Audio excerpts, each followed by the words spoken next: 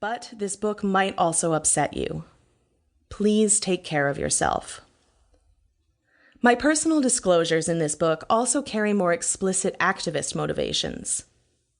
I know how hard it is to talk openly about experiences of rape and sexual assault, and it has taken me 4 decades to reach this stage in my own story. I believe that acknowledging experiences like mine that are shared by vast numbers of silent others is an important step toward a more compassionate, nuanced, and realistic public discourse over sexual violence. This book describes my journey from victim to change agent and the lessons I have learned along the way.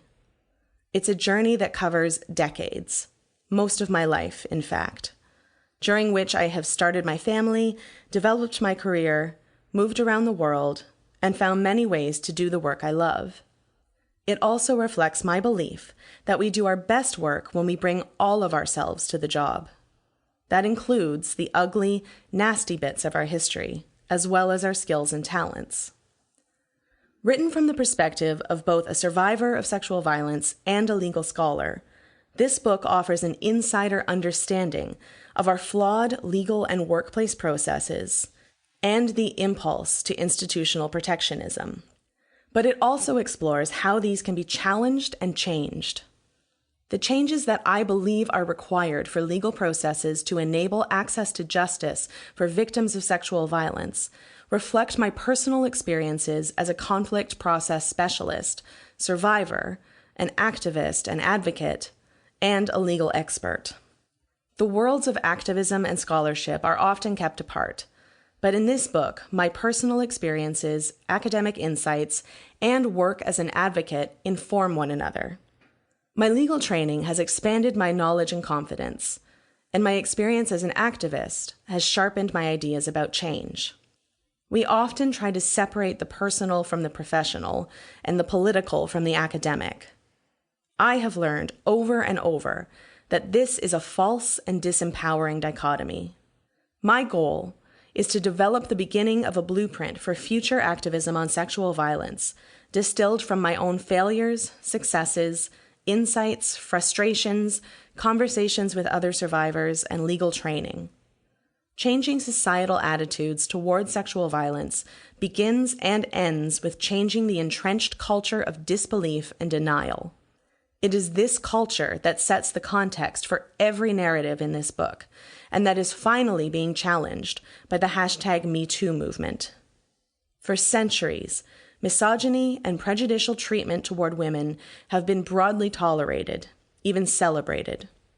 If you believe this is a bygone era, remember that the United States recently elected a president who openly bragged about sexually assaulting women.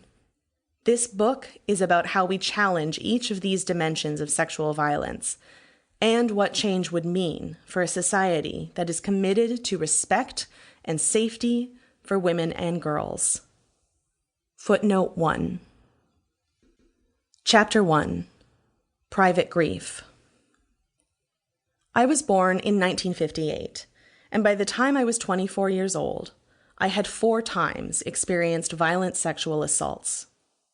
First, as a child, an older boy attacked me and tried to rape me in my woodland playground. Then, as a teenager, I was sexually abused for a year by my church minister. At college, I was date raped and became pregnant. And then I had an 18-month-long violent domestic relationship. For decades, I buried my memories and my feelings about what had happened to me. I carried on with my life as if none of this had happened, as if it were normal. I dealt with none of the impacts. For most of my 20s, I pushed my memories of sexual and physical violence as firmly as I could manage to the back of my mind, focusing on building a career as an academic and a life among friends and colleagues, who were, for the most part, not connected to this past. If asked, I would most likely have expressed content with my life. Then, in 1986, my personal life went through a major upheaval. I found myself accidentally pregnant by a man I had been dating on and off for about 18 months. Initially very anxious, the day I collected a positive pregnancy test, I experienced an extraordinary rush of clarity.